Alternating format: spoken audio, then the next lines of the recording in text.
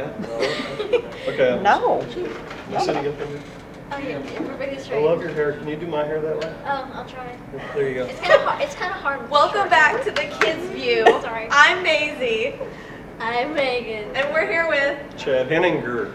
Now, are you a screenwriter, actor, filmmaker, Both. all? All. Started out as just actor. And then became screenwriter because the things I put together were a little better than what I was reading and what I was acting. And so I started writing and editing and wrote 1899, a Western, and now I'm working on a new one called Mirage.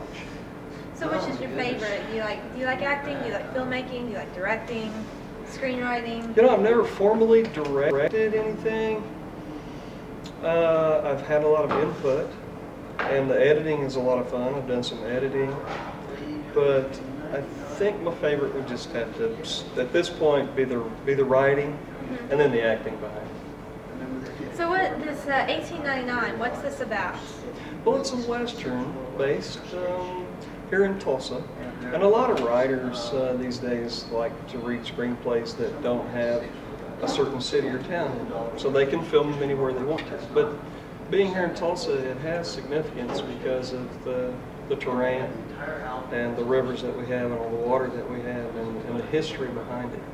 And so it's about a young man who is a good boy, never did anything wrong, steals his dad's keys. His dad's a bank teller. Steals the keys, goes and decides that he'd make a little money and then try to do a ransom note or something silly. Wow.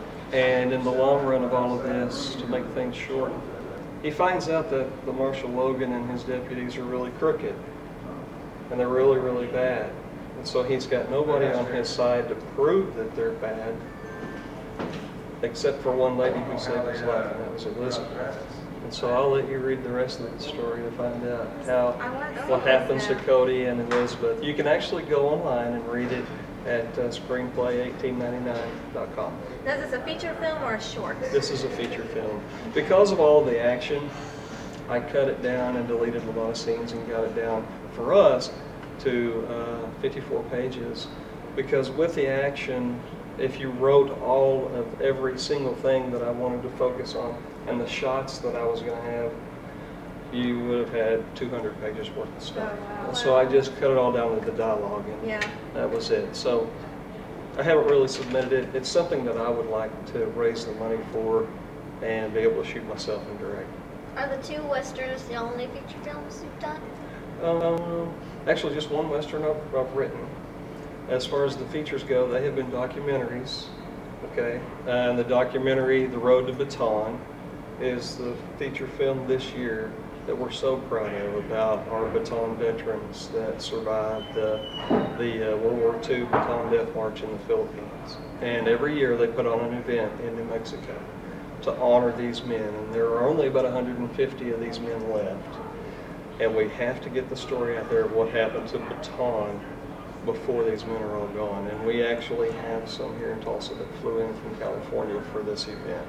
Wow. So tonight is a big, big deal for Miracle Pictures, and that's who I'm associated with, is Miracle Pictures, and Jack Brandel and Vicki Garner and myself.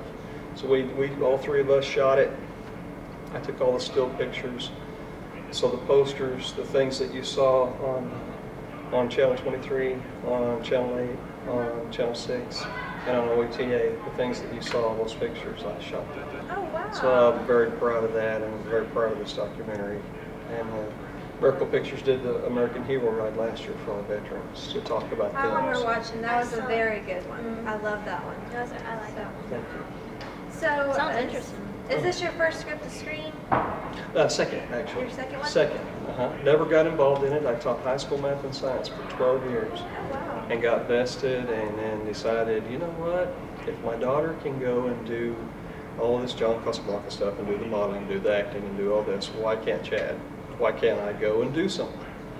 You know, and they've all heard me sing. They've all heard me do stuff in church. They've all heard me do this and this and this and this. And wife has, why don't you do something? Why don't you write this? And why don't you? There never was time. And then I had a real bad ankle injury and was in a cast for 5 weeks. So what was I going to do?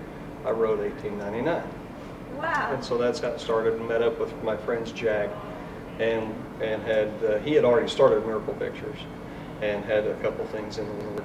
And then he's a veteran himself.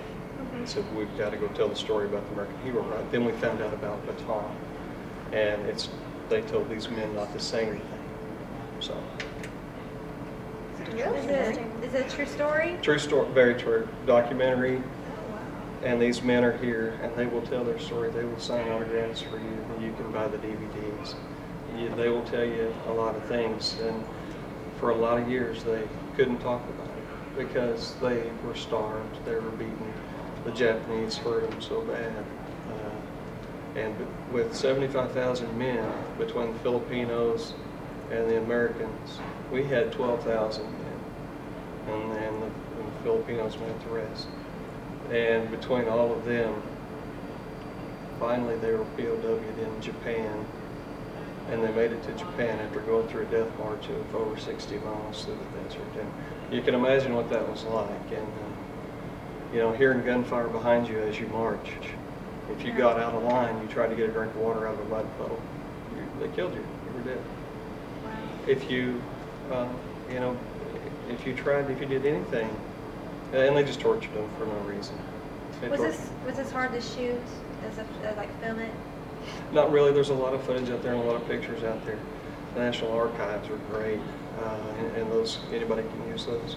So we were able to put together the history very easy because there are men still alive that can tell the story, and they'll tell you their stories. And there are descendants of these men, and so they know the story. But most of America doesn't, and I didn't until last year in March 29th when we went and shot this march.